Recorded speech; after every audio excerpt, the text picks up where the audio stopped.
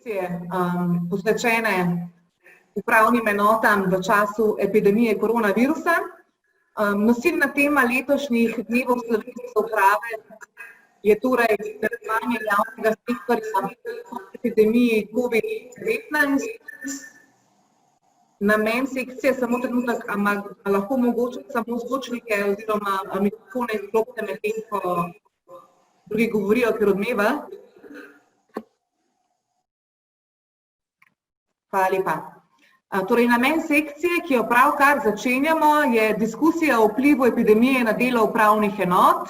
Zanimalo nas bo, kako so v času prvega vala, ko smo bili priča zaustavitvi gospodarskega in javnega življenja, funkcionirale upravne enote, kateri so bili ključni izzivi, s katerimi so se soočale, kakšen je bil vpliv epidemije na njihovo učinkovitost, česa smo se v času prvega vala naučili za potrebe delovanja v zdajšnjem času, ko se soočamo z drugim valom in ko hkrati že vemo, da ne gre za situacijo, ki bi bilo mogoče določiti datum zaključka, pač pa za neko novo normalnost.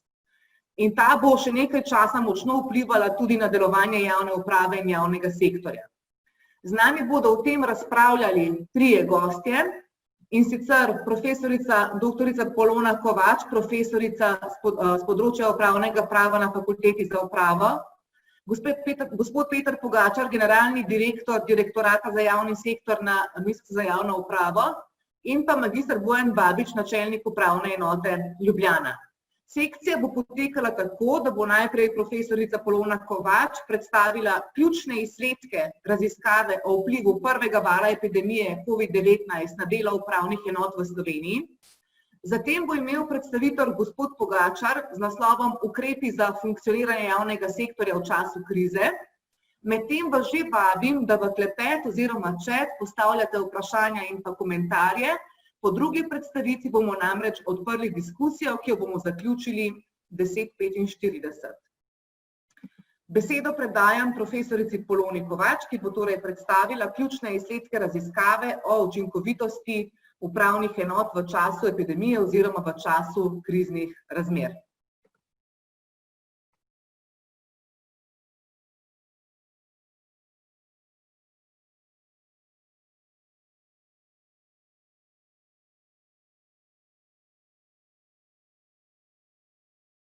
Polona, izvoli. Zvok.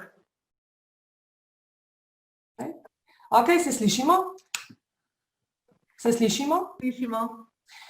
Lepo pozdravljeni v imenu Fakultete za upravo oziroma raziskovalne skupine, ki se je lotila napovedanega projekta.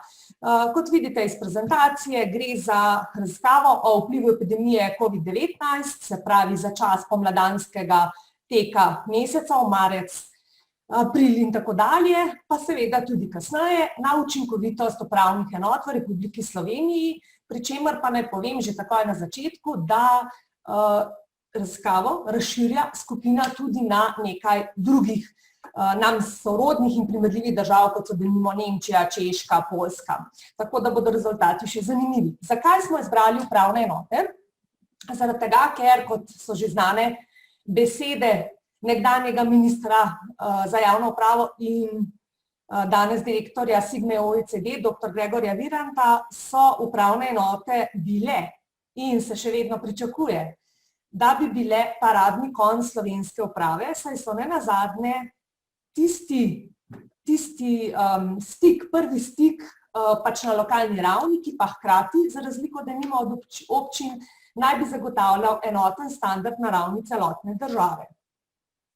Prav tako smo se za upravne enote odločili enostavno iz tega razloga, ker naj bi po istih predpisih strani v bistvu centraliziranih smernic delovale, kot rečeno, enako, ni važno, ali gre za Jesenice, Ptuj, Kočevje ali Ljubljano, vendar pa je upravnih enot, kot vemo, 58 in ima pač tudi postavitev, se pravi, denimo število zadev na zaposlenega, so kazalniki precej različni in nas je zanimalo, kateri so tisti dejavniki, ki morda kažejo razlike med določenimi tipi upravnih enot.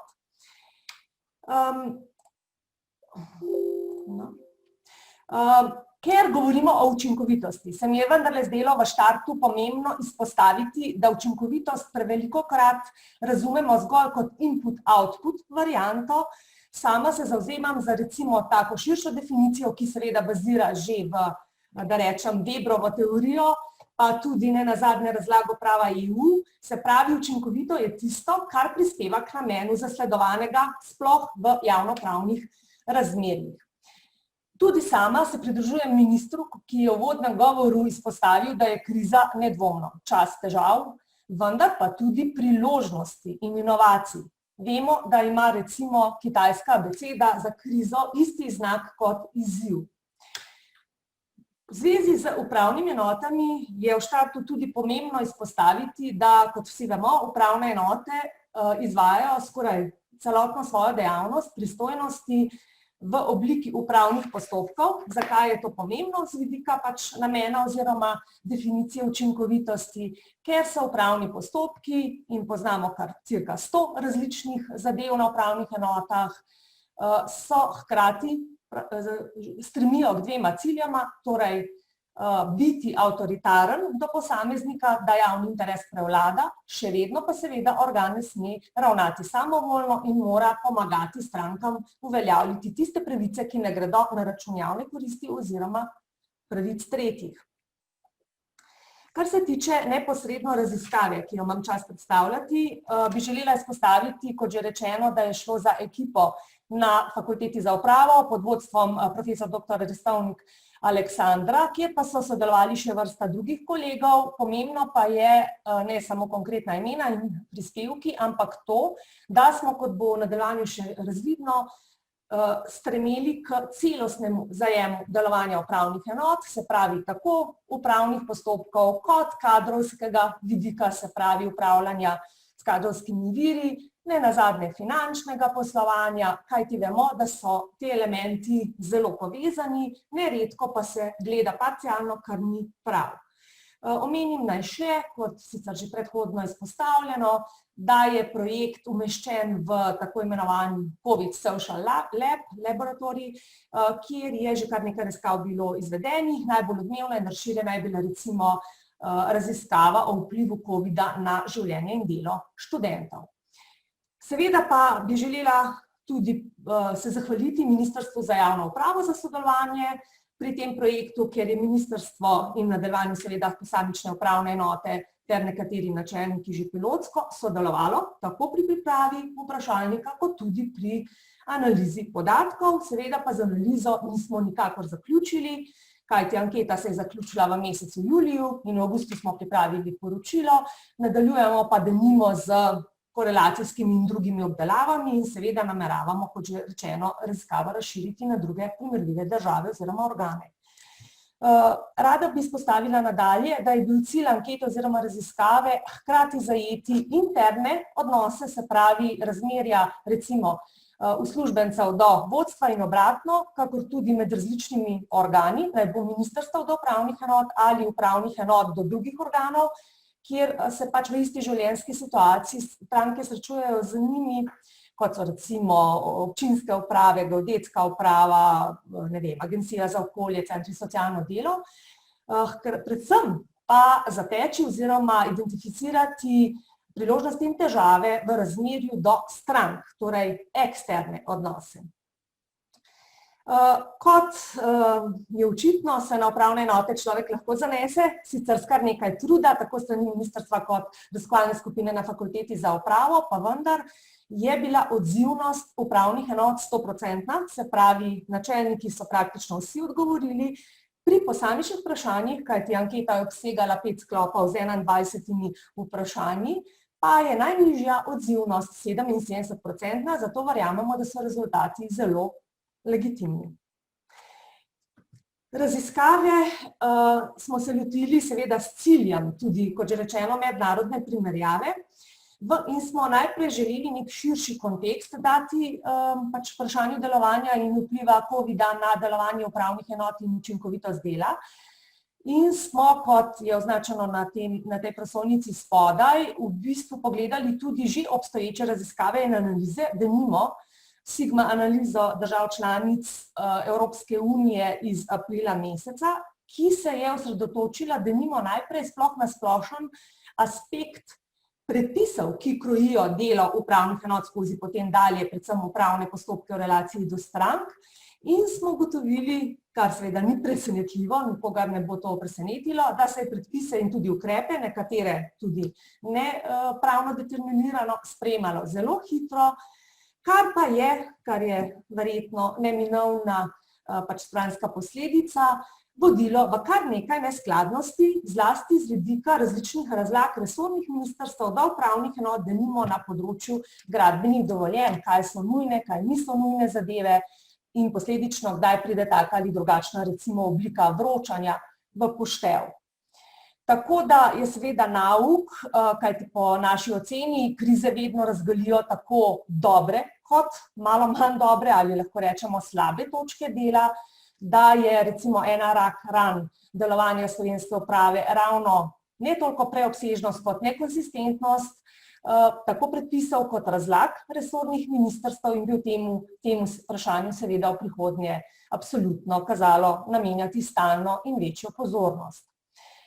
Prav tako nikakor ni presenečenje, verjamem, za poslušalce, da se je kot zelo pozitivno pa izkazalo poenostavljeno e-poslovanje od vlog do vročanja, če se tako izrazim, prek rabe e-portalov, prek nenazadnje videokonferenc in spet poudarjam, tako v eksterni komunikaciji do strank, kot tudi med organi in med zaposlenimi, pri čemer pa je podlago za to dalo Ministrstvo za javno upravo skupaj z Ministrstvom za pravosodje, seveda v koordinaciji vlade, v smeri sprejema tako zvanega ZZUS-UDZ, torej zakona o začasnih ukrepih, ki je v bistvu derogiral vsaj za čas do junija, od marca do junija, morda nekoliko toge določbe ZUP-a v nekaterih institutih.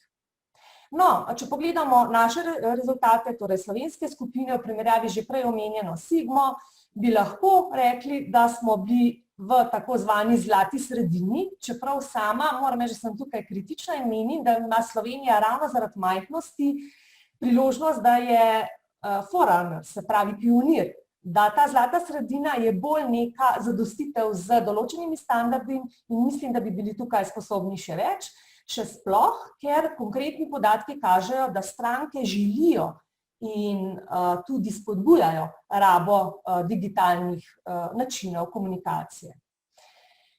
Seveda pa ima digitalizacija tudi omejitve, če na tem mestu omenim tisto šalo, ki pa ima kar nekaj resnice, da errare humanum est, torej človeško se je motiti, za res veliko napako pa človek rabi računalnik. Kakorkoli, v področju sklopa upravnih postopkov, kot pač oblike delovanja upravnih enot, smo ugotovili, da samo seveda izpostavim nekaj izbranih poudarkov, da je med različnimi načeli, ki so jih načelniki upravnih enot oziroma upravne enote izpostavile kot prevladujoče, nekoliko šepala zakonitost in tudi vključevanje strank na račun pač večje učinkovitosti in odzivnosti, kar je lahko sicer vprašljivo. V posamičnih vrstah upravnih zadev pa je bilo daleč največ, to tudi ni presenetljivo po naravi zadeve, težav zaznati v postopkih s tujci iz različnih razlogov, nemalo težav takih in drugačnih pa je bilo tudi na področjih oziroma v upravnih postopkih v resorjih gradenj in kmetijstva. Glede vrst procesnih dejanj, se pravi bodisi na strani strank, bodisi na strani organov, pa so se nekako težave pokazale pri rokih in obravnavah, morda pri vročanju, vendar tudi pri teh elementih, ki jih izpostavljam kot najbolj problematične, je stopnja težavnosti po moji oceni dokaj nizka, 20–30%, medtem ko denimo pri vlaganju vlog, tudi pri dobivanju podatkov med organi, pa skoraj težav po oceni upravnih enot ni bilo zaznati, čemu se pridružujejo tudi druge analize. Vsekakor je eden v oči bijočih rezultatov naše raziskave, da je porast digitalizacije upravnih enotah dejstvo, pri čemer bi želela izpostaviti, kot vidite na prosojnici na prvem prikazu levo spodaj, da je največjo vrednost pravzaprav dobila raven strank. Torej, stranke so pravzaprav terjale zaradi inputa strank na elektronski način, so se potem tudi upravne enote ustrezno odzivale. Medtem ko, kot že rečeno, interni načini in oblike komunikacije med organi niso bistveno nižje ocenjene, ampak zaostajajo za eksternimi. Na desni strani spodaj pa vidite, to je bilo recimo prav vprašanje postavljeno s strani Ministrstva za javno upravo v luči bodočih možnih poenostavitev ZUP-a, da pa je bilo hkrati vendarle zaradi poenostavljenega poslovanja breme organov, se pravi upravnih enot oziroma uradnih oseb na upravnih enotah, opazno večje, skoraj za oceno 4 od 5 v primerjavi z običajnim poslovanjem. Namreč morda nisem dovolj poudarila, da smo pri vseh posamičnih vprašanjih vedno spraševali upravne enote, kakšno je stanje po njihovi, torej po oceni načelnikov, v času od marca do junija v primerjavi s siceršnjim delom, da bi tako dobili čim bolj legitimen izid. V zvezi z kadrovskimi viri, o čemer domnevam, da bo več spregovoril kolega Pogačar, pa vendarle naj izpostavim točko stresa. Namreč tudi, ko smo že delali v raziskovalni skupini neke preliminarne korelacije, smo ugotovili, da je recimo z elektronskimi oziroma digitaliziranimi postopki veliko plusov, hkrati pa tudi možnih težav. Nenazadnje celo zlorab, čeprav je teh relativno malo, morda celo zanemarljivo malo, pa vendar obstajajo in je zato ob poenostavitvah na strani, denimo strank, nujno potrebna nekoliko večja bremenitev uradnih oseb ali obratno. Se pravi, ko se dela poenostavitve, se je treba vedeti, da na nek način sistem terja zero gain. In razbremenitev enega akterja, enega deležnika lahko vodi seveda v večje, bolj odgovorno delo drugega. No in v zvezi s tem digitalizacija očitno prinaša, torej z vidika korelacije posamičnih vprašanj, smo to statistično signifikantno potrdili, prinaša kar opazno breme ne samo posamičnih uradnikov, ampak tudi načelnikov z vidika načina vodenja, ki se bistveno spreminja v klasičnem poslovanju oziroma osebnem stiku ali pa recimo preko dela na domu.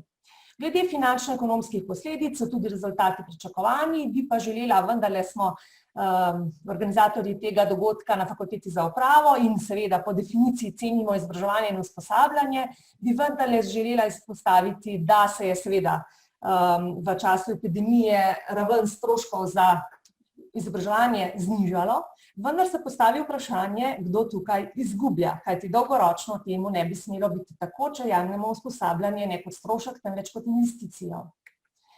No in končno, več morda v razpravi, bi želela izpostaviti to, da, kot že rečeno, je kriza vendarle hkrati tudi priložnost predvsem za bodoče boljše delo, kjer smo opazili nujno večjo povezanost različnih disciplinarnih vprašanj pri delu katerihkoli upravnih organov.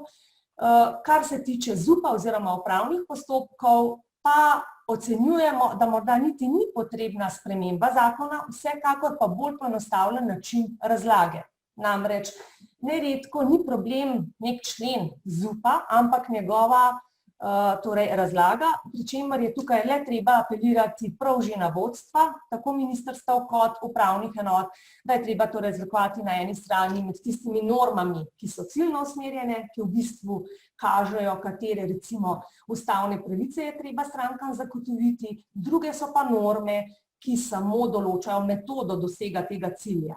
In slednje je seveda moč bistveno poenostaviti in nadomestiti, prvih pa ne. Tako da menimo, da vendarle obstajajo priložnosti, zlasti v pristojnosti Ministrstva za javno upravo, kot recimo voditelja upravnih enot.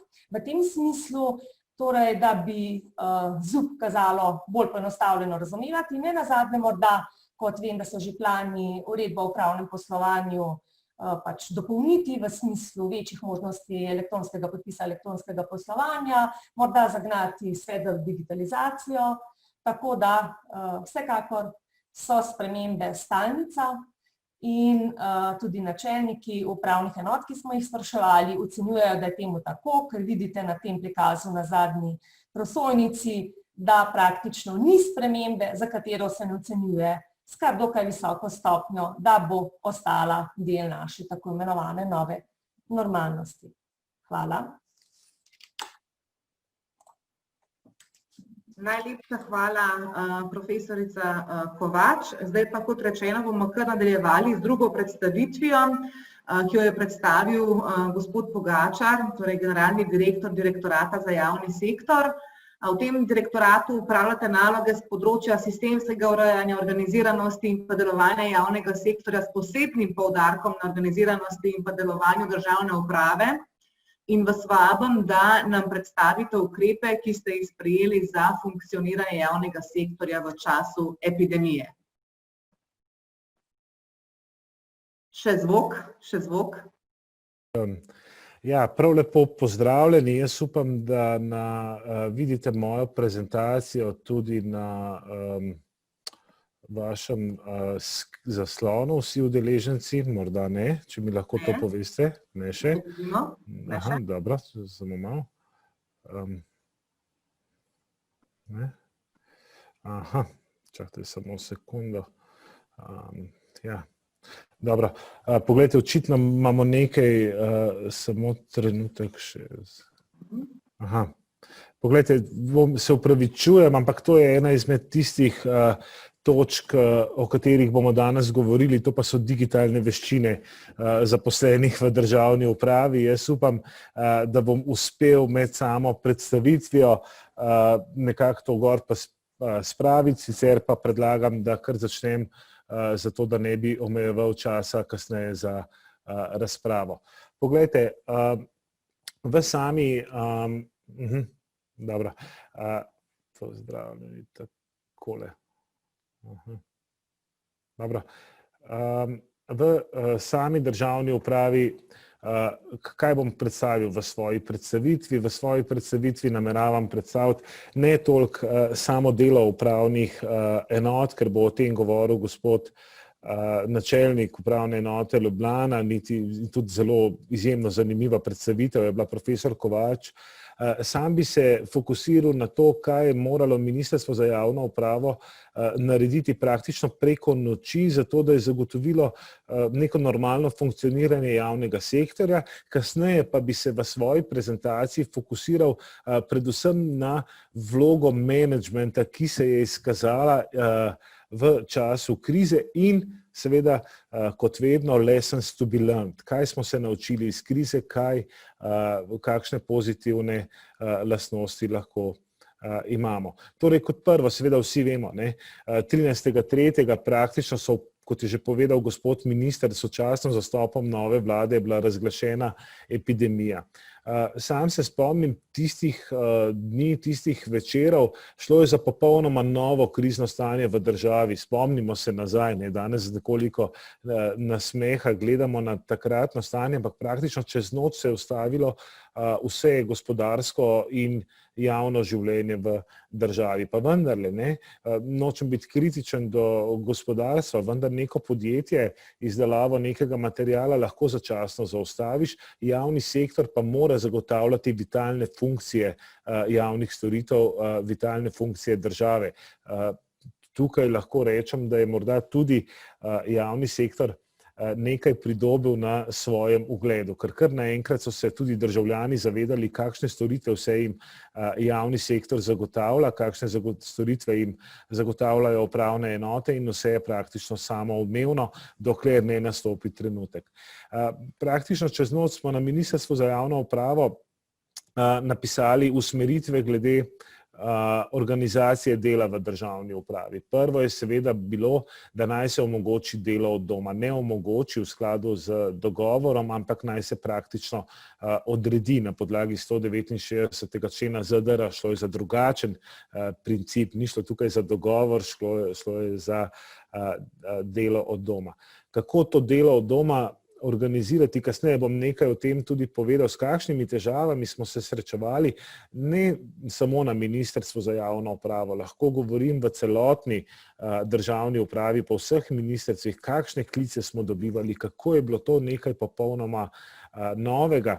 Drug ukrep je bil, da smo pač svetovali, glede na to, da je bil seveda tudi vsaj na ministrstvih zmanjšan obseg dela, da smo nekako svetovali, da naj vendarle javni uslužbenci izrabijo svoj letni dopust, da se napisali navodila, kako se lahko javnemu uslužbencu odredi tudi drugo delo, pod kakšnimi pogoji, in nekaj, kar je bilo praktično prvič v zgodovini, to pa je, da je prišel v poštev tudi ukrep napotitve na čakanje na delo. Nekaj, kar v državni upravi do začetka te epidemije praktično ni bil nikoli primer. To je bilo nekaj novega tudi za vodje v državni upravi. Nekaj, s čimer so praktično v zasebnem sektorju vodje redno soočeni. Tukaj kar naenkrat je bil pač od vodje odvisno, kdo bo zaradi pomanjkanja dela napoten na čakanje delo. In tukaj moram reči, da sta se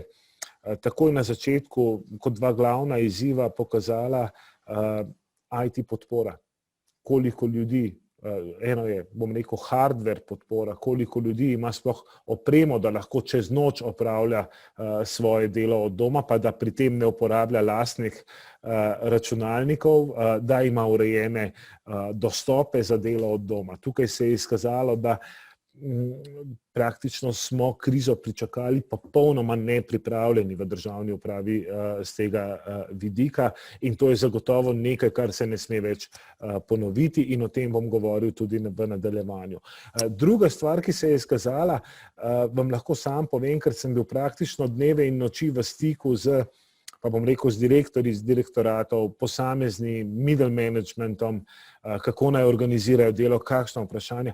Tukaj so se izkazale kompetence vodij, vodstvene kompetence menedžmenta v državni upravi. Kdo je sposoben praktično preko noči organizirati delo, kdo je skomunicirati to na ustrezen način s svojimi zaposlenimi, določiti, katere storitve se bodo v njegovem oddelku sploh opravljale in tako naprej. Naprej slajd, prosim.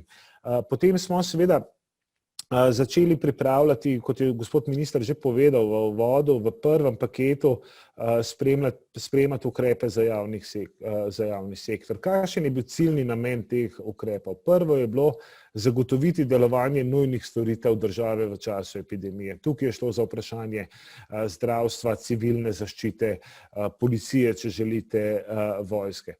Kako zagotoviti nenazadnje varnost in zdravje javnih uslužbencev v kritičnih dejavnostih, kako smo zagotovili rotacije timov v zdravstvu za prisilno samoizolacijo, uredili plačilo za delo v tistem času in seveda tudi zagotoviti dodatno plačilo zaposlenim, ki so bili za same narave dela v času epidemije ogroženi oziroma prekomerno obremenjeni. Zdaj seveda nabor teh ukrepov lahko na kratko povzamem, ampak seveda jih vsi poznate.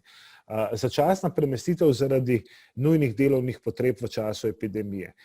To znotraj same državne uprave po zakonu o javnih uslužbencih so te začasne premestitve seveda nekaj utečenega, relativno normalnega, zunaj javnega sektorja pa ne, ker pač javni sektor funkcionira preko javnih zavodov, ki so samostojni delodajalci. Mi smo se čez noč soočali s težavo, da smo morali zagotoviti zdravstveno osebje iz enega zdravstvenega doma v domu starejših občanov. Ta ukrep je bil zato pač podlaga. Druga je bila drugačna ureditev polnega delovnega časa v času epidemije. To je bilo na pobudo Uprave za zaščito in reševanje, ker enostavno niso mogli zagotoviti zadostnega števila ljudi s tem, da so pač posamezne ekipe rotirali. Zaposlovanje zaradi nujnih in delovnih potreb v času epidemije in tisto, kar je morda nažalost tudi najbolj znano bilo v javnosti, dodatek za nevarnost in posebne obremenitve v času epidemije. Moram reči, da prav ta dodatek se je v javnosti največ o njem govorilo, koliko sredstev je bilo za to namenjeno in podobne stvari, ampak kasneje boste videli, da dejansko bistvo ukrepov je bilo drugje. Bistvo ukrepov je bilo, da smo uspeli zagotoviti normalno funkcioniranje javnega sektorja. Državljani so, kot je profesor Kovačeva v svoji predstavitvi že povedala, na upravnih enotah lahko upravljali nujne storitve. Država, javni servis je tekel naprej. In tukaj lahko ugotovim tudi v razgovorih s kolegi v tujini, v vseh državah, ki so se soočile z epidemijo, se je ugled javnega sektorja, predvsem državne uprave, tudi povečal. Moram reči, da sem bil zelo vesel, ko je neka novinarka, ki je običajno zelo kritična do javnega sektorja, ob koncu epidemije zapisala, ne pozabimo pa vendarle, da vse te ukrepe so v zakonske tekste, v izvedbo pripeljali uradniki v državnih upravah. Tega ni naredila svetovalna skupina, tega niso naredili ministri, ampak tukaj mislim, da se je državna uprava v času krize izkazala kot nek učinkovit servis za državo in na drugi strani, da so se uradniki na upravnih enotah izkazali kot učinkovit servis za vlado. Zdaj pa seveda, kot je bilo danes že rečeno, profesor Kovačeva, jaz dejansko mislim, kaj če so vsi ti ukrepi, ki so bili začasni, kaj če postajajo nova normalnost. Ali je delo od doma, po moji oceni, bi moralo postati nova normalnost in včasih v šali rečem, 10 let govorimo o prihodnosti dela v državni upravi, o digitalizaciji, praktično epidemija nas je prisilila, da smo jo čez noč morali začeti živeti. Mislim, da je to nek moment, ki ga velja izkoristiti tudi za naprej. Zdaj, morda kaj se mi zdi, da bo potrebno v prihodnosti, vsaj z vidika z Ministrstva za javno upravo, z vidika menedžmenta, čemu bo potrebno bistveno dati poudarek. Komunikacijske spretnosti in vodstvene kompetence v državni upravi. Tukaj sem danes že omenil, v času krize, kakšna je bila lekcija vodje v državni upravi. Ta situacija in delo na ta prinaša za vodje v državni upravi, za ta tako imenovani middle management, popolnoma nov način komunikacije. Če si ti sam v pisarni, vsi ostali tvoji kolegi delajo od doma, moram reči, vsaj pri nas vsi te ukrepi, recimo kot zanimivost v zakonske tekste, so bili napisani preko konferenčnih klicev. Preko noči so se vsi kolegi navadili uporabljati konferenčne klice, navadili uporabljati Microsoft Teams in tako naprej. Drugo je krizno komuniciranje zaposlenih in tudi krizni način organizacije dela. To je nekaj, kar je v zasebnem sektorju, nekaj, kar je tam normalno. Tukaj bo treba vodje v državni upravi v prihodnosti dodatno usposabljati prav na tem poudarku. Mi bomo morali v prihodnosti, in to danes že počnemo, enostavno dati večji poudarek na usposabljanje vodij, na njihovih vodstvenih kompetencah, kako bodo uspeli pridobivati zaupanje zaposlenih, kako komunicirati z zaposlenimi v kriznih situacijah, kako organizirati delo in nenazadnje tudi način, ko večina zaposlenih dela nadaljavo, terja neka nova znanja, neke nove vodstvene kompetence tudi od vodij v državni upravi. Tako da to je zagotovo en sklep, ki mu bomo na Ministrstvu za javno upravo posvečali nadaljnjo, mislim, res posebno pozornost. Druga stvar pa, kar sem že omenil, je pa seveda pospešitev digitalizacije dela v državni upravi. Mi smo dejansko v državni upravi, kot sem že dejal, preko noči se prilagodili na novo normalnost in moram reči, vsi vključno z menoj, tudi nadgradili svoje digitalne veščine. To je bilo res nekaj posebnega. Zavedati pa se moramo nekaj. Delo nadaljavo nikoli ne more v celoti nadomestiti tistih neposrednih stikov, ki jih zaposleni imajo, ki prihajajo na delo, te socialne komponente prihajanja na delo. Kar pa je izziv bil tudi za nas v okviru upravne akademije, je pa usposabljanje nadaljavo.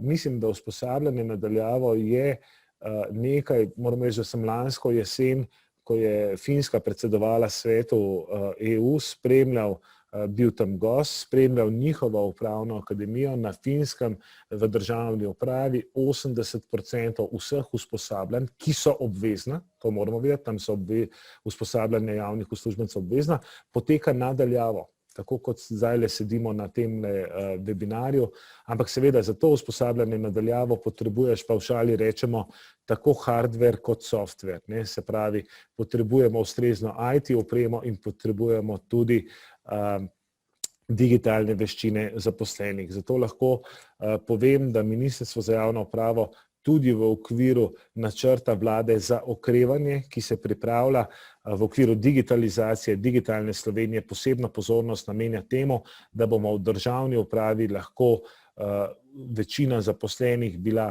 ustrezno opremljena in usposobljena za delo na daljavo. Jaz mislim, da delo na daljavo je nekaj novega in mora postati nova normalnost, moramo se pa vsi temu seveda prilagoditi. Najlepša hvala za vašo pozornost. Hvala lepa, gospod Pogačar, tudi vam za zanimivo predstavitev. Mi smo med tema dvema predstavitvama že prejeli eno vprašanje publike oziroma ostalih udeležencev. In sicer vprašanje zlasti za profesor Kovačevo in pa mene, kot pravi avtor, ki ga zanima, kaj je ključna težava oziroma izziv, da Slovenija kljub nekaj res pozitivnih praks, kot so na primer e-davki, e-uprava, kot že omenjeno na včerajšnjih predstavitvah, ne preide v vsaj hibridno, če ne celo popolno elektronsko poslovanje, torej vročanje dokumentov na navadni elektronski naslov, vlaganje elektronskih vlog. Gre za problem usposobljenosti kadra v upravi ali za problem postopkovnih oziroma pravnih blokad. Čeprav je gospod minister že povedal danes, da se je število registriranih uporabnikov na portalu e-uprava med tistim prvim valom povečalo iz števila 2000 na 3000, število elektronsko izvedenih javnih storitev je močno naraslo, je pa dejstvo, da številni postopki še niso v celoti elektronsko izvedljivo, in tukaj gospod Rudolf postavlja zlasti vprašanje e-vročanja oziroma e-vlaganja vlog. Vloge za številne postopke že mogoče vložiti, pri e-vročanju se je pa malo zataknilo. Če lahko mogoče profesor Kovačeva še kaj o tem. Ja, hvala. Jaz sem v bistvu odgovor, mislim, da javno, če sem prav kliknila, že objavila, ampak konkretno prav glede e-vlog in e-vročanja, mislim, da vsekakor niso ali pa tudi širše gledano težava pravila, ampak vprašanje morda nekega zelo majhnega deleža možnih zlorab, ki pa vodijo včasih tako tolmačenje, da je pa treba potem zaradi, 0,1%, 99,9% stranko obremeniti z nekimi formalnostmi.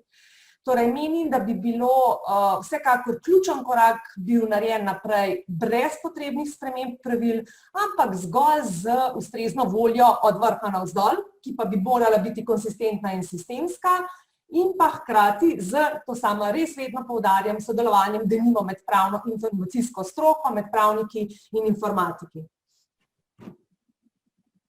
Mogoče še to, če smem, ker je bilo izrecno e-vročanje omenjeno. Tu so zelo dobre rešitve, nenazadnje tudi strani FURS-a, strani, tudi vloge glede socialnih zavodov denimo, tako da bolj absolutno vprašanje volje kot sprejemanja ali spreminjanja pravil, informacijske rešitve pa seveda morajo biti vedno skladne s pravnim. Ok, hvala lepa. Moje vprašanje za magistra Barbiča, načelnika uprave enote Ljubljana.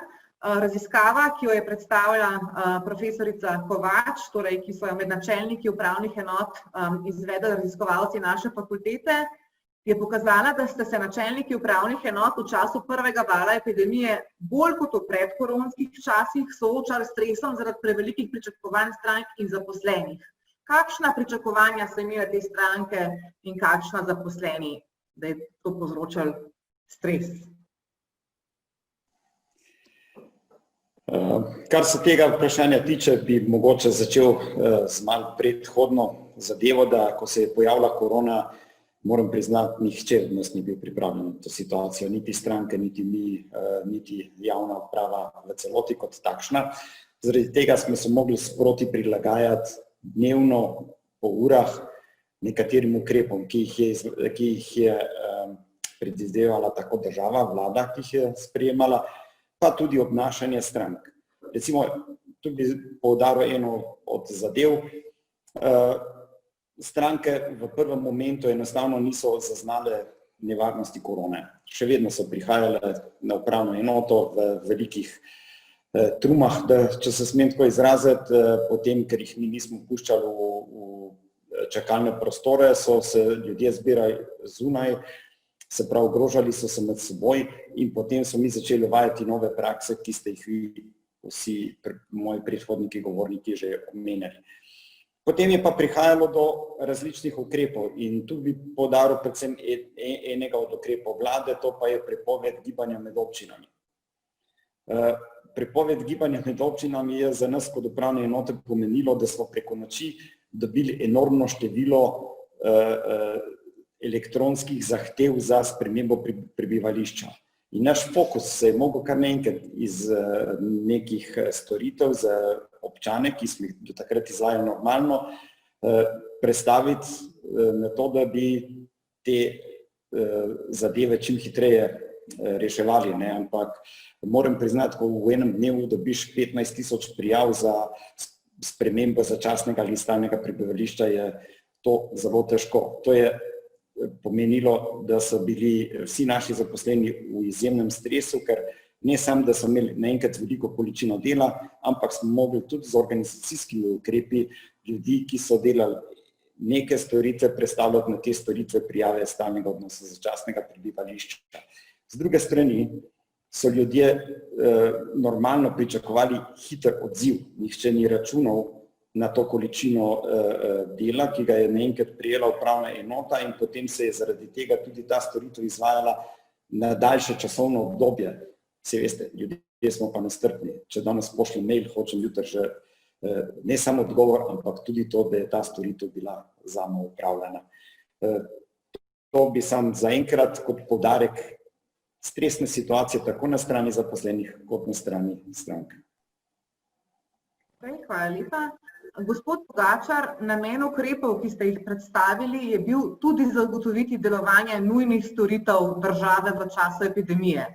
Kakšna je situacija sedaj? A če izvzamemo naročanje uporabnikov storitev, lahko rečemo, da je sedaj, danes, torej mogoče brez posebnih izzivov opraviti vsakršno javno storitev, od na primer izdaje osebne izkaznice pa do izdaje gradbenega dovoljenja? Poglejte, zdaj, kaj je res nujna storitev? Danes, kot je že načelnik povedal, pač krizo smo pričakali nepripravljeni. Jaz moram reči, da vsi te običajno, ko se v mirnodobnem času delajo kakšni načrti za primer epidemije, kdo pa si je lahko predstavljal tako. Vendar sem prepričan, da že danes lahko državljani večino storitev opravijo popolnoma pač normalno. Lahko rečem, da so tukaj naše upravne enote se res izkazale. Izkazali smo se tudi v bistvu v sodelovanju z njimi, kar je bilo že povedano, z zadržanjem rokov. Mi smo skrbeli, da so bili državljani preko spletnih strani sproti obveščeni, katere storitve so jim na voljo, na kakšen način pridati teh storitev. In kot je bilo danes že v uvodu rečeno, kar nekaj upravnih enot deluje popolnoma normalno brez tega javnega naročanja. Zdaj, še vedno smo v neki situaciji, neki posebni situaciji, ne bom rekel, da smo v času epidemije, ker epidemija uradno ni razglašena, ampak še vedno govorimo o izrednih razmerah, še vedno, mislim, o nekih izrednih okoliščinah, ne, izredne razmere res niso pravilen izraz. In mislim, da morajo tudi državljani razumeti, če imajo predpisano v interesu njihovega zdravja in njihove varnosti, da imajo omejeno zbiranje, da imajo to, je seveda potem tudi morajo z zrnom soli pristopiti k uresničevanju svojih interesov z upravnimi enotami. Ampak jaz sem prepričan, da tudi kot je bilo rečeno. Morda se je pa res tudi večina državljanov, tudi sam osebno, smo se začeli posluževati storitev e-uprave, vsaki stvari je nekaj dobrega. Jaz sem prepričan, da je tudi na nas naloga, da postopke e-uprave, pa vseh poslovanj z državo, naprimer, kar je profesor Kovač že govorila, en primer je bil Zavod za pokojninsko. Zavod za pokojninsko je preko noči izvedel večino storitev, ki jih potrebujejo državljani od Zavoda za pokojninsko, informativni izračun pokojnine in vseh teh storitev, brez digitalnega certifikata na drugačen način in kot e-storitev. In si seveda želijo, da to sedaj prelijejo tudi v normalno poslovanje. In tukaj mislim, morda kritika leti tudi na nas, morda ta uredba o upravnem poslovanju, to saj seveda za izvajalce predolgo trajajo te spremembe, da mi nekaj spremenimo in tukaj morda je res ta konflikt med pravniki, ki pač vidimo strahove z vidika pravne varnosti in informatiki, je potrebno na nek način se srečati nekje na polovici in tukaj včasih naletimo na težave, to moram priznati. Bo morda povečan apetit uporabnikov po elektronskih upravnih storitev vendarle ena močna spodbuda za nadaljnji razvoj na tem področju, zlasti na portalu e-uprava? Zagotovo.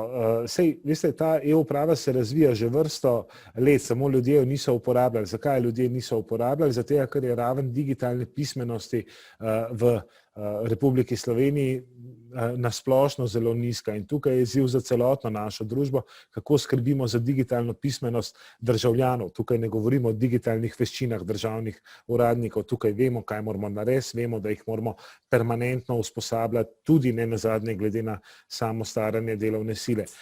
Mislim, da ta digitalna pismenost se bo dvignila, da mora proces potekati vzajemno. Nič ne koristijo storitve e-uprave, če na drugi strani ne dvignemo dostopnosti in digitalne pismenosti samih državljanov. To mora iti z roko v roki. Morda je razlog v tem, da v preteklosti te storitve e-uprave, ki se je razvijala, ima ogromno stvari gor, ni razvila v dobršni meri tudi zato, ker je za marsikaterega povprečnega uporabnika bila preveč zapletena, morda smo jo z postopkom digitalnega certifikata tudi sami preveč uporabniku neprijazno naredili.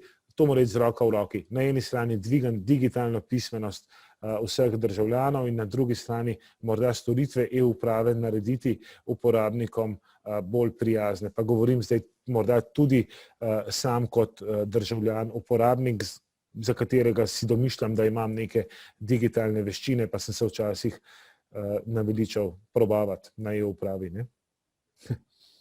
Hvala lepa. Profesorica Kovač, raziskava, ki ste jo opravili skupaj sodelavci na Fakulteti za upravo, je pokazala, da je bila v času prvega vala epidemije neskladnost predpisov in ukrepov oziroma navodil iz pristojnosti upravnih enot, tako po mnenju načelnikov upravnih enot, po področjih oziroma ministrstvih na podobni ravni kot v času pred epidemijo. Kaj to pomeni? Je to dober ali slab rezultat? Kakšna je ta neskladnost sicer?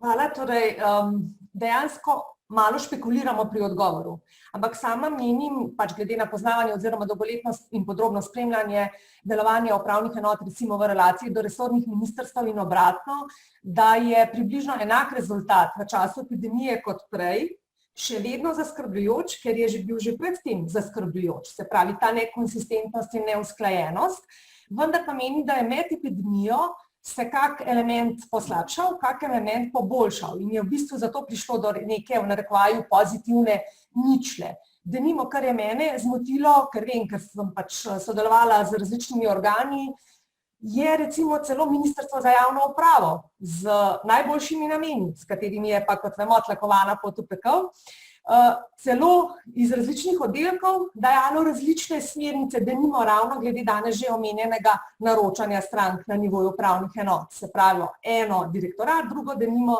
upravna inšpekcija. In tukaj potem upravna enota in stranke dejansko ne ve, kako je pravilno in ne nazadnje pošteno do strank v istovrstnih položajih. In še ena stvar bi samo pri tej točki omenila, da pa vendarle menim, da prehitre ali preveč interventne začasne rešitve, kot so se jih posluževali na primer na področju in se jih še okolja in gradbeništva, lahko vodijo v nepopravljive posledice.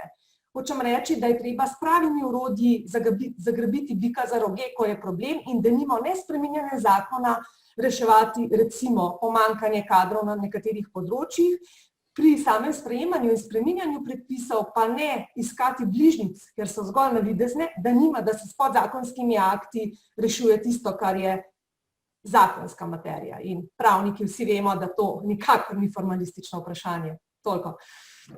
Profesor Kovač, če vas lahko samo tukaj dopolnim, po 20 letih dela na ministrstvih, nič ni tako trajnega, kot je začasni ukrep v zakonodaji. Dobra pripomba. Hvala lepa.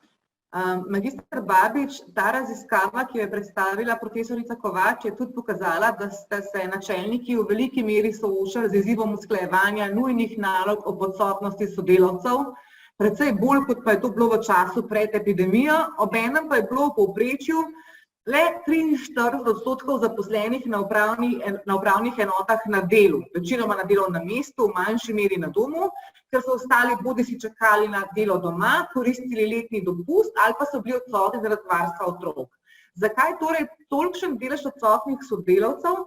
Upoštevaje tudi to, da ste prej sami izpostavili, da ste se soočali s povečanim obsegom dela, da je bilo na primer povečano število otrok za spremembo prebivališča in podobno. Vprašanje je zelo, menim, da je treba osvetliti za večjih kotov. Predvsem to, da v času epidemije, kot sem že prej poudaril, v začetka nismo vedeli, kaj in kako se obnašati. Ukrepi so prihajali, tako kot sem že tudi povedal prej, po urah, ne po dnevih, po urah, spremembe ukrepov in tako naprej. Ampak predvsem bi tukaj poudaril, da v začetku bil prisoten ta strah pred tem virusom, kaj se bo zgodilo, kako.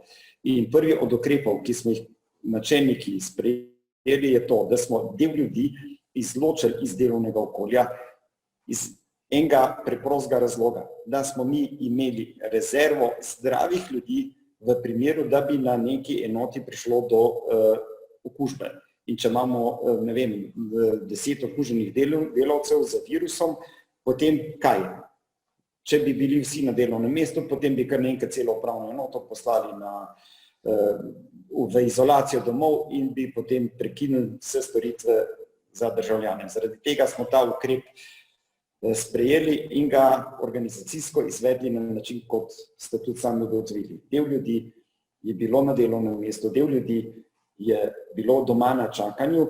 Je pa res, da kot je pa že gospod Pogačar prej poudaril, da nažalost nismo bili pripravljeni kot javna uprava, predvsem glede digitalizacije, da bi lahko večjemu številu ljudi omogočali delo od doma. Če bi bili v tem segmentu pripravljeni, potem bi verjetno tudi ta delež bil povsem drugačen.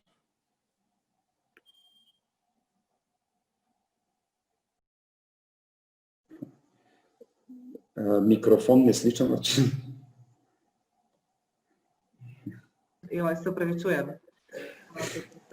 Profesorica Polona Kovač, v vaši raziskavi ste izkazali, da je bila med načeli dobrega javnega upravljanja odzivnost v primerjavi s predkoronskim obdobjem le nekoliko bolj izpostavljena v navodilih in pa predpisih iz pristojnosti upravnih enot. Pričakovali bi lahko, da bo odzivnost ravno zaradi odsotnosti osebnih stikov v ospredju. Kakšen je vaš pogled na to?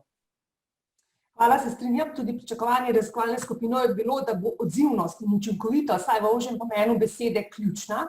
Ampak, in moram reči, da tukaj sem bila na nek način prijetno presenečena, če sem prav razumela odziv načelnikov upravnih enot kot anketirancev, da se je vendarle zavedalo, da je treba različna načela tehtati in interpretirati celostno.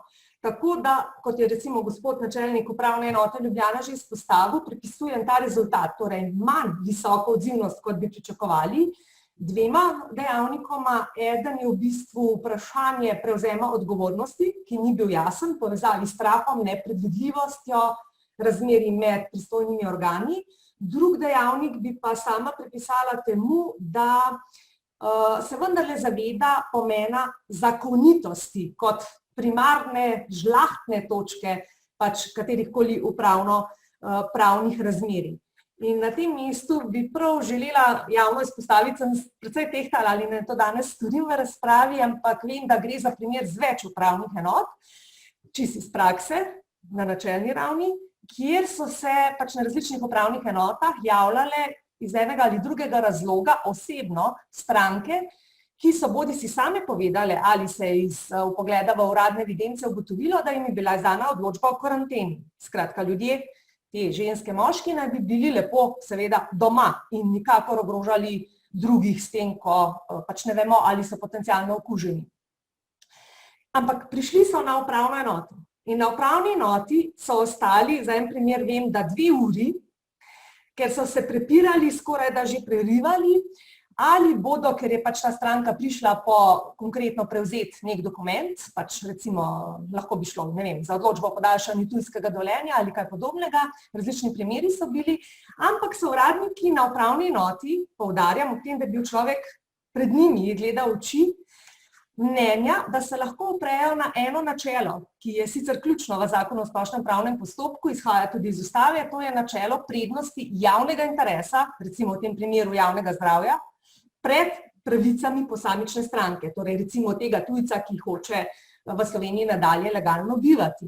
In so oprli ne izročitev dokumenta, torej že izdane odločbe, pač stranki, češ, da vendar ne sme hoditi po svetu. Ampak človek je bil že tam. Kaj smo s tem dosegli? Se pravi, kar hočem s tem primerom povedati je, da že lepo in prav, da se razume in spoštuje in tudi pač upošteva načela, ne nazadnje nad posamičnimi pravili, ampak je treba da ravnati življenjsko, oziroma kot sama velikokrat rečem, da je ključna značilnost ZUP-a, ne ZUP, ampak ZKP, pri čemer je tudi poznano, da ta kratica v tem smislu pomeni zdravo kmečko pamet.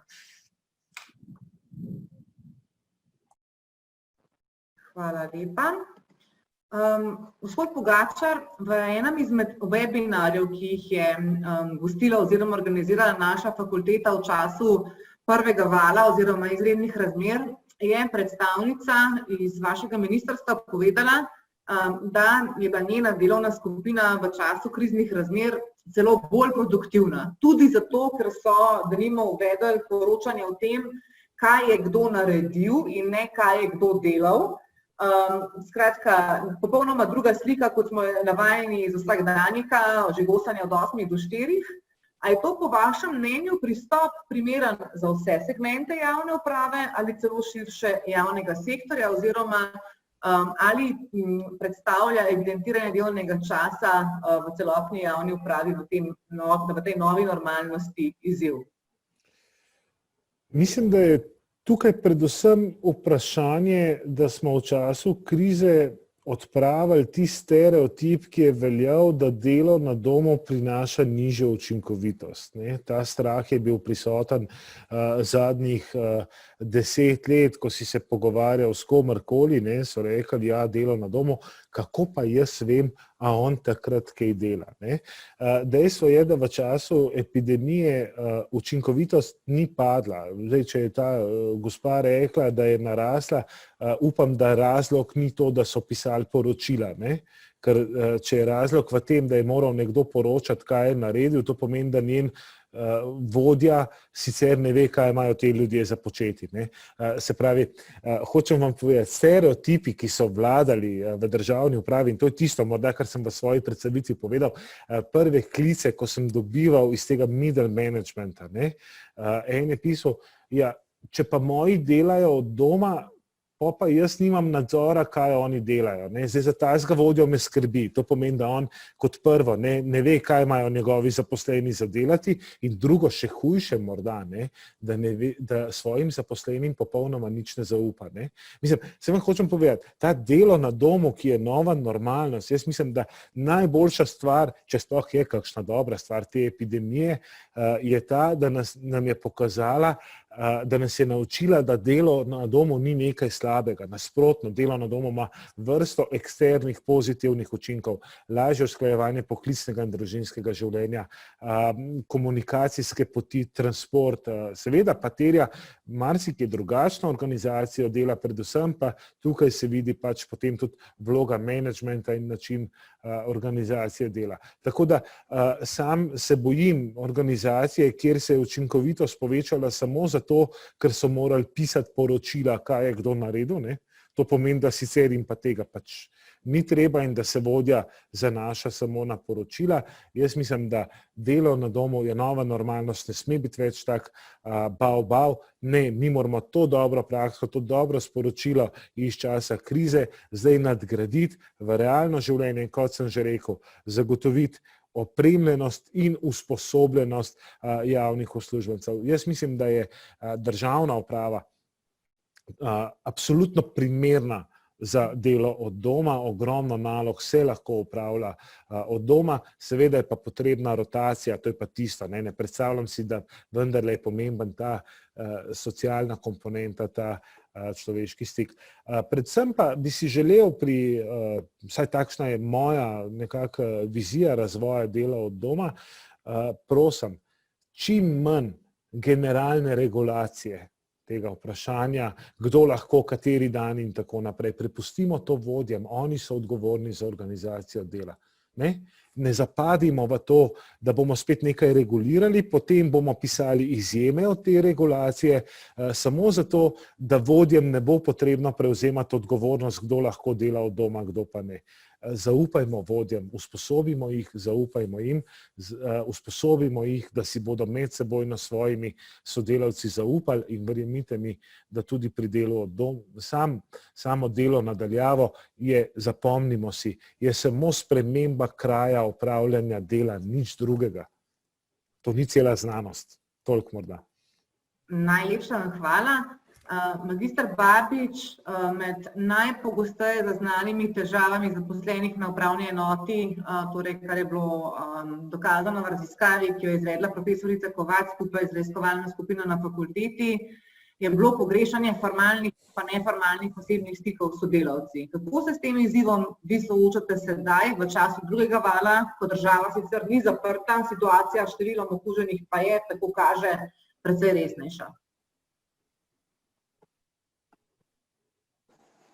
Ja, moram priznati, da kar se tega vprašanja tiče, da vsaj kar se nas tiče na upravni enoti, teh težav nimamo. Nimamo teh težav zaradi tega, ker zagotavljamo tudi fizične in formalne stike med zaposlenimi. Kot sem poudaril, v prvem valu nismo bili pripravljeni na situacijo takšna, kot je. Nismo imeli dovolj zaščitne opreme, tudi organizacijsko nismo vedeli, kako naj pristopimo k stvari. Sedaj vse to imamo tudi neke izkušnje iz tega. Tako da je delo, tako kot je zdaj organiziramo, ga organiziramo tako, da prihaja tudi do dnevnih ali pa tudi bolj redkih formalnih stikov med zaposlenimi, ker poudaril bi, kot je že gospod Pogačar rekel, da samo delo mora biti organizirano tako, da je efikasno. Zdaj, ali se jaz odštempljam na uri, pa pač pridem v pisarno, ali to delam na kakšen drugi način, to niti ni toliko pomembno. Ampak kljub temu, vsake toliko pa morajo priti ljudje v osebni stik, si pogledati v oči, si povedati včasih tudi, da kakšna rešitev ni bila najboljša, ker se veste, če vse napišem, potem tudi preberem malo drugače, kot pa moj sodelavec. Zaradi tega smo delo organizirali tako, da je čim več teh fizičnih stikov, jasno ob vseh potrebnih ukrepih, kar se tiče varovanja zdravja v tej situaciji. Hvala lepa. Gospod Pogačar, v kolikšni meri po vašem mnenju varnost oziroma nevarnost zaposlitve že vpliva na organizacijsko klimo v javni upravi? Mislim, To je res zelo zanimivo vprašanje. Zdaj, kaj je prednost državne uprave? Stabilnost zaposlitve, to je tudi prav, to jamči strokovnost in neodvisnost državne administracije. Zdaj, seveda, moram reči, da sem opazil, da vsaj na začetku epidemije, ko se je praktično gospodarstvo ustavilo, ko se ni vedelo, ko še niso bili sprejeti ukrepi za zaščito delovnih mest, ukrepi za zaščito, za ohranitev delovnih mest, je bilo nekaj strahu prisotnega tudi med zaposlenimi. Moram reči, da se je takrat v prvi fazi organizacijska klima spremenila. Bom čisto tako rekel, veliko lažje je bilo predodeliti nalogo, oziroma veliko lažje so zaposleni sprejeli tudi nalogo, ki ni bila z njihovega področja. V nekih normalnih okoliščinah bi rekli, jaz pa nisem za to tukaj. Tega je bilo veliko manj, sprav se je čutil ta vpliv. Danes se mi zdi, da vendarle je povezan z ukrepi vlade za celotno gospodarstvo. Osnovni namen je ohranitev delovnih mest v gospodarstvu in ne nazadnje tudi moramo se zavedati nekaj, državna uprava, upravne enote, mi se soočamo ne z preveč zaposlenimi, mi se soočamo s pomanjkanjem delovne sile, tako kot je na trgu bilo pomanjkanje delovne sile, imamo težave s pridobivanjem novega mladega kadra v državno administracijo.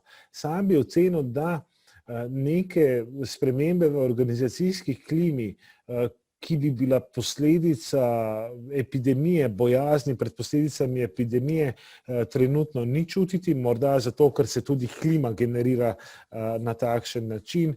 Med nobenimi ukrepi vlade do zdaj ni bilo napovedanega ukrepa zniževanja plač, zniževanja zaposlenih. In mislim, da je tako tudi prav. Najtežje je delati v času krize. Na začetku pa je bila kriza prisotna.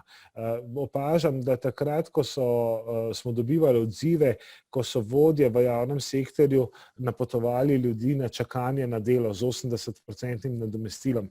Mislim, da pri ljudeh niti ni bil tak problem v tem, da v tistem trenutku niso imeli dela. Njihov odziv je bil, ali to pomeni, da po izhodu iz krize bom tudi takrat pač moje delo ne bo potrebno, da bo ta začasno nepotrebno delo postalo trajno. Takrat je bil največji strah prisoten. Zdaj se je vendarle življenje vrnilo v neke ustaljene tirnice, seveda pa izredne okoliščine še vedno niso končane.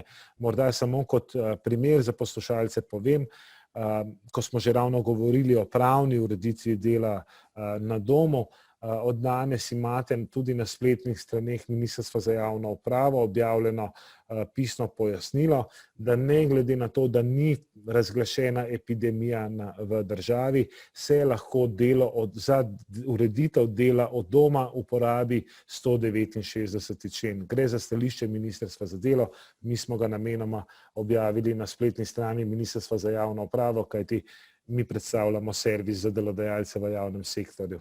Hvala. Najlepša hvala, gospod Pogačar. Še vedno vabljeni vsi poslušalci, da postavite kakšno vprašanje oziroma komentar. Zdaj pa bi prosila, če lahko kar po vrsti, profesorica Kovač, magister Babič in pa gospod Pogačar, vsak v 2 stavkih povzamete, kaj vi vidite kot ključni nauk prvega vala epidemije. Hvala. Torej, sama bi rekla, da pač potreba ustvarja rešitve, da je to nauk, vendar je treba prisluhniti. Treba se je zavedati, kdo je tu za koga. In zelo globoko se pridružujem, kar je gospod generalni direktor Pogačar izpostavil, da kakršnakoli birokratizacija, preveliko obrazcev, pa naj bo to, ne vem, štetje oziroma klasifikacija postopkov S1, SP1, P2 ali recimo iskanje nekih, ne vem, obrazcev pri čakanju na delo, je tukaj kontraproduktivna. Se pravi, pošteni odnosi, transparentnost in zavedanje, kdo je tu za koga, je ključno. Posledično pa seveda nezanemarljive organizacijske inovativne pristope na čelu z digitalizacijo. Hvala. Hvala lepa. Magister Barbič. Jaz bi tukaj bil zelo kratek. Moram priznati, da tako kot vsaka kriza, nas spodbudi k spremembam. In upravne enote smo mogoče že predolg časa, preveč časa delali na enak ustaljen način. Ta kriza nas je spodbudila, da začnemo gledati malo okrog sebe, iskati neke druge inovativne rešitve, ne samo digitalne rešitve, tudi v organizaciji dela, v najavi strank in pa zaščiti naših zaposlenih. Tako da jaz to krizo jemljem zelo pozitivno z tega vidika. Hvala. Ja, se strinjam popolnoma s svojima predhodnikoma, sam bi rekel tako, no, tista obrabljena morda fraza, kriza je lahko tudi priložnost. Ta kriza dejansko se je pokazala kot priložnost. Sam trdim, da kljub temu, da smo jo res uspešno prebrodili, nikoli več ne bo tako, kot je bilo in verjetno je tako tudi prav.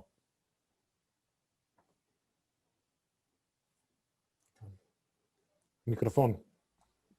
Tina, ne sliši se te? Ja, se opravičujem. Hvala lepa, gospod Pogačar. S tem smo prišli do zaključka sekcije posvečene upravnim enotam. Povzamemo lahko, da bodo komunikacijske spretnosti, zlasti krizno komuniciranje in vodstvene kompetence ključen izziv pri nadaljnjem delovanju upravnih enot in javne uprave v korona obdobju. Usposabljanje nadaljavo, prehitre rešitve smo ugotovili, da lahko vodijo v nepopravljive posledice, javni interes je ključnega pomena in delo na domu ne prinaša nižje učinkovitosti. Pošteni odnosi in transparentnost predstavljajo higienski minimum pri nadaljnjem delovanju in v tem okviru zlasti zaupanje po eni strani v vodje in pa zaupanje vodij v zaposlene in pa seveda govorimo tudi o potrebi po zaupanju med upravnimi enotami oziroma organizacijami državne uprave in pa uporabnikih storitev na drugi strani. Na tej točki bi to sekcijo zaključili. Res najlepša hvala vsem trem gostom, ker ste prispevali k plodni oziroma zanimivi razpravi. In to je to. Vprašanj ni dodatnih iz publike, se opravičujem, zdaj je še eno prispelo. Še eno vprašanje morda za zaključek, ker je zdaj prispelo. Kako se soočate s problemom pridobivanja mladega kadra v javni upravi ter ključnega izziva sploh sedaj po koronskem času, ko zasebni sektor ponuja veliko bolj fleksibilnejše delo, da ta mladi kader pride v javni sektor, tudi z vidika bistveno višje plač, simulacij in podobno. Skratka, problematika pridobivanja mladega kadra v javni upravi. Če lahko mogoče gospod Pogačar. To je verjetno vprašanje zame. Mislim, da je vprašanje zares dobro vprašanje. Namreč dva glavna izziva sta trenutno v državni upravi. Eno je staranje zaposlenih v državni upravi, ki je posledica zujfovskih ukrepov, ko enostavno v državno upravo nismo zaposlovali novega kadra in tukaj ugotavljam, da smo enostavno izgubili celotno generacijo mladih ljudi. Če se postavim recimo 20 let nazaj, kako so nas neposredno s fakultet jemali v ministrstva in smo danes recimo na položajih nekih položajnih uradnikov, smo mi enostavno izgubili. To je posledica in drugo je pač staranje zaposlenih, staranje delovne sile je izziv v celotni Sloveniji, seveda v državni upravi tudi iz teh razlogov še toliko bolj. Dve stvari sta tukaj. Eno je seveda, da moramo narediti, in morda je ravno tudi ta kriza priložnost in ta digitalizacija.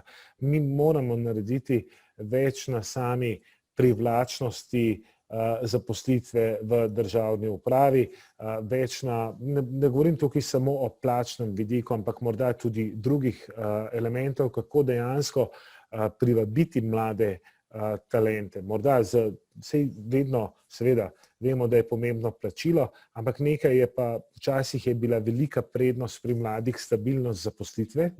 Danes tej mlajši generaciji ta stabilnost zaposlitve ni več tako zelo pomembna. To samo opažam na razgovorih, ki jih imamo s kandidati. Morda tukaj upozorim, ta Age and Talent Management je v državni upravi, v Civil Service, je tudi nosilna tema slovenskega predsedovanja svetu EU na tem področju v 2021, prav zato, ker je tako zanimiva, kako upravljati starejšim in kako gain and retain talent, se pravi, kako privabiti in obdržati mlade talente v državni upravi. Veliko ukrepov je možnih, mi jih pripravljamo. Eden izmed njih je seveda tudi spremembe plačnega sistema, ki bodo omogočale večjo možnost variabilnega nagrajevanja. Drugo so pa, se strinjam, tudi drugi elementi, omogočanje usklajevanja poklicnega in družinskega življenja, delo na daljavo, vsi ti ukrepi so za mlade morda celo bolj pomembni kot seveda sama stabilnost zaposlitve, kot gospa tudi pravilno izpostavlja. Hvala lepa, gospod Pogačar. Lahko povzamem, se pravi, na MJU se zavedate, da na mladih svet stoji in resno pristopate k izzivom privabljanja mladih v atraktivno delovno. Bom rekel takole, svet stoji na starih in mladih, ker star afriški pregovor pravi, mladi hodijo hitreje, starejši pa poznajo pot, ne? Tako da obe generaciji rabimo. Hvala. Odlično. Najlepša hvala vsem. Na tej točki bomo mogli zaključiti, ker se bo začela nova sekcija. Res hvala vsem udeležencem in tudi tistim, ki ste postavljali vprašanja. In kot bi rekel naš dekan, ostanite negativni. Hvala. Večno. Večno. Hvala.